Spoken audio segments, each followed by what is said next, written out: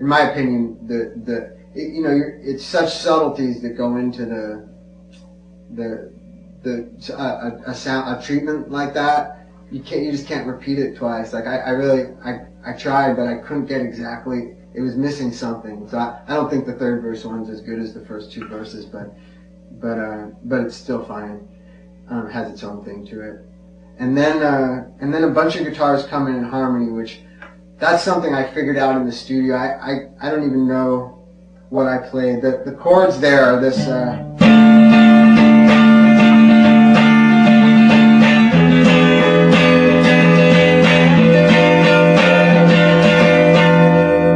I shouldn't have hit that E string so hard, but I was really, that's one of those like chord progressions I was just really proud of.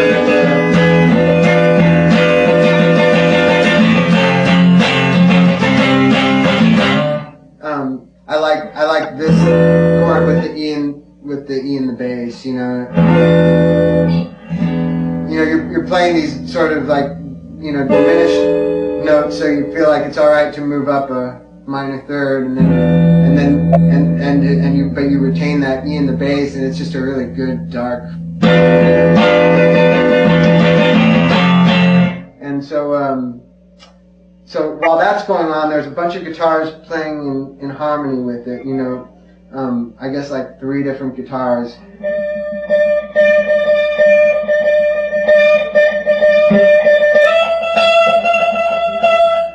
And there's like 3 that play in that group that are playing along. They're basically like playing along with the chords there. And then we slowed the tape down, and we played super high notes to go like bing bing bing bing. They kind of count off 1, 2, 3, 4 to go into the chorus, and they wouldn't be playable on this guitar, and even if I did know what notes it was that I played. Because we had to slow down the tape and speed it up. But yeah, there's a lot of things like that on the album where, basically I've just been exercising my whole part of my brain that understands harmony, and that understands how to create movement with harmony and how to create depth with harmony. And those parts of my brain were just turned on throughout the writing. So when it came time to record, it was pretty natural for me to just be sort of orchestrating guitar parts in the studio, because once you're thinking that way, it's just logic. It doesn't require any real time or any real forethought, So all over the album, I did a lot of harmonizing in the studio, which my brain definitely didn't retain like the memory of what I did, But leading into that chorus again, there's still the mellotron coming in, but we really tried to make it as big as possible with that big build up with the extra chord thrown in and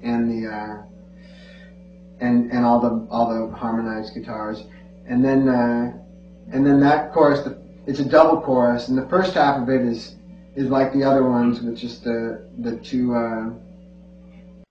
double rhythm guitar with the Boss turbo distortion, and then a guitar part comes in. 2 guitar parts come in that are in harmony with each other, that are going like.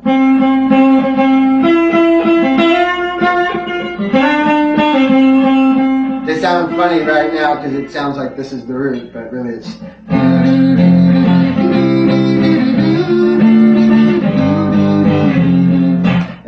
And then I had a harmony to that going on, and then 3/4 of the way through halfway through that part coming in, then 2 other guitars come in on the right that are going like.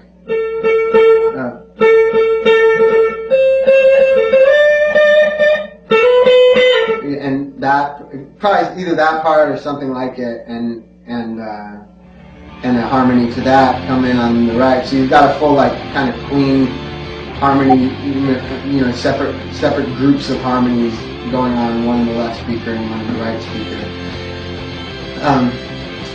That's what gets fun with harmony. You get one group in one stereo spot and another group in another stereo spot, and Queen is kind of the pioneers of that. and then we, Eddie Kramer came over, Jimi Hendrix's engineer, and showed us how they did tape phasing back in Jimmy's day, and originally Ryan and I we phased Anthony's vocal on the whole song of in California, but we ended up not using the mix that Ryan and I had done that on, and so we didn't use that, but we did use where we did this tape phasing, right, going from the last chorus into the guitar solo, and that's actually from another mix. Like the song was mixed twice, and the part that's being phased is from the earlier mix, and we didn't know if it was still going to work, but we knew we could never get that great moment again. And because everything's out of phase, the subtle differences of one mix to another didn't end up making any difference. We just edited it right in, and it worked. The whole solo is doubled. I doubled it like a month after I did the original one. Was just done when we did the basic tracks, and then the double was done later, like a month later. And at the very end, I'm playing super fast, and there was really no way to double it. Like I tried, but it was always going to be a little different, and it just didn't sound. It just seemed to sort of take away from the power of it. So what I ended up doing was running just that part the last part where I step on the wah-wah pedal and I start playing really fast. We put it through my Effectron delay where we just set it to 1 repeat, and we turned it we turned it so you don't have any original signal, and we just turned it to a really fast delay, and we took the modulator and just made it so it's modulating so slowly and at just very little depth, very little rate, but it makes it so it's not exactly a consistent